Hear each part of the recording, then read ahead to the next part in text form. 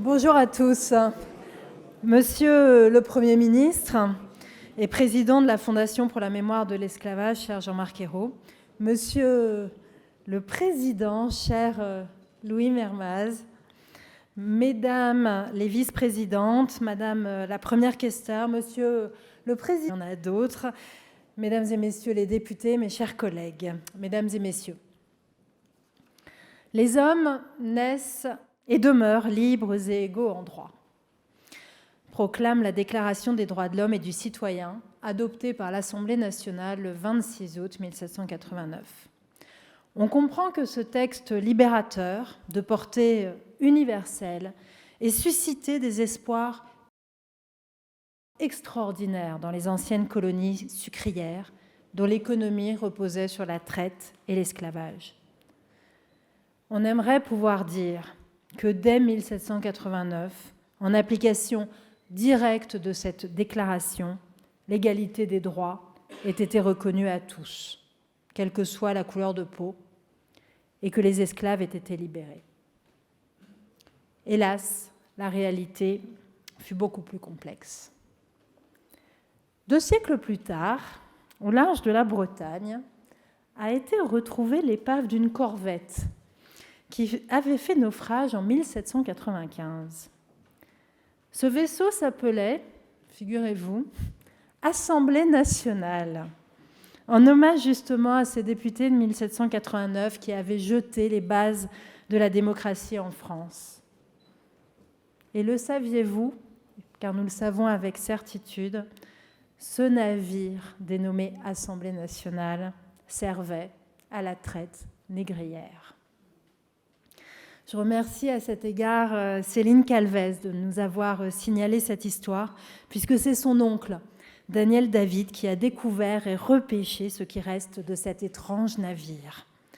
Grâce à l'obligeance du département des recherches archéologiques subaquatiques et sous-marines, vous pourrez en voir les vestiges, à côté des intéressants documents conservés par l'Assemblée nationale et exposés dans ce salon.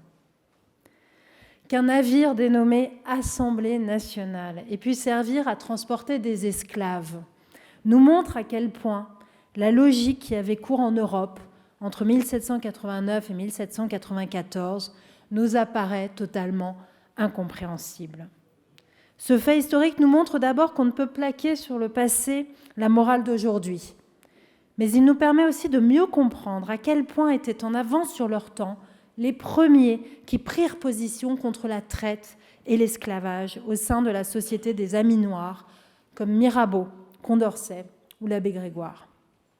Il y a 230 ans, en février 1794, ou plutôt en pluviose en 2, comme disaient les républicains de l'époque, les représentants du peuple français accueillaient en leur sein 3 nouveaux collègues arrivés de Saint-Domingue. Un blanc, Dufay, un métis, Mills, et un noir, Bailey. Tous 3 venaient de vivre un incroyable périple via Philadelphie et New York. À Philadelphie, ils avaient été agressés. Après avoir traversé l'Atlantique, ils furent d'abord écroués comme suspects avant d'être admis enfin à siéger à la Convention où ils apportaient des nouvelles alarmantes. La situation était confuse à Saint-Domingue, où les esclaves s'étaient révoltés depuis 2 ans déjà. Les commissaires civils envoyés sur place, Paul Vrel et Santonax, avaient déjà proclamé localement l'abolition de l'esclavage, sans parvenir à éteindre la guerre civile et ses ravages.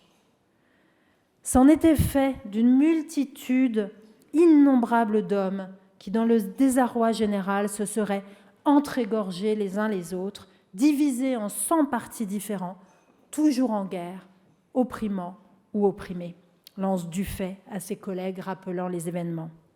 Les colons ignorant et bloquant les réformes, refusant de reconnaître leurs droits aux libres de couleur, autrement dit la petite minorité des Noirs affranchis et des métis qu'on appelait mulâtres.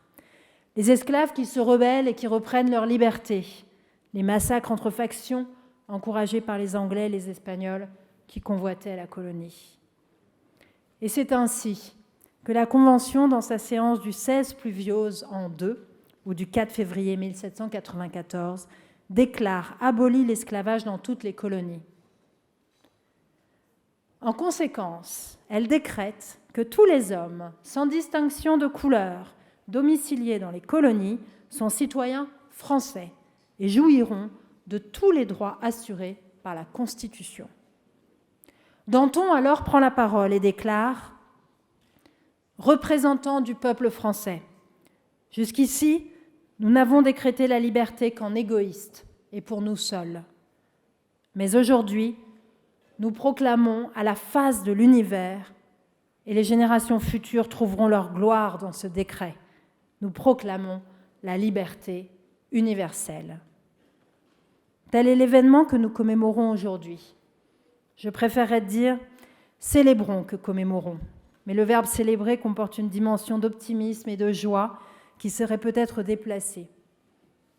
Car cette abolition de 1794 ne fut pas définitive. Abolition tardive, en trompe-l'œil. Elle n'eut guère d'effet puisque des colonies aussi importantes que la Martinique passèrent sous le contrôle des Anglais. 1794 fut une étape sur la voie de l'émancipation complète pour laquelle combattirent les grands républicains français. Rétabli en 1802, l'esclavage ne fut définitivement aboli qu'en 1848 par le décret Schœlcher, sous-secrétaire d'État à la Marine. En 1848, il n'y eut donc pas de débat législatif, pas de débat parlementaire sur l'abolition de l'esclavage. Mais un ancien esclave devenu citoyen français, Louisy Mathieu, fut élu représentant du peuple et devant ses collègues de l'Assemblée nationale constituante, salua la portée de cette victoire de la liberté, obtenue par l'action conjointe des victimes de l'esclavage et des abolitionnistes de l'Hexagone.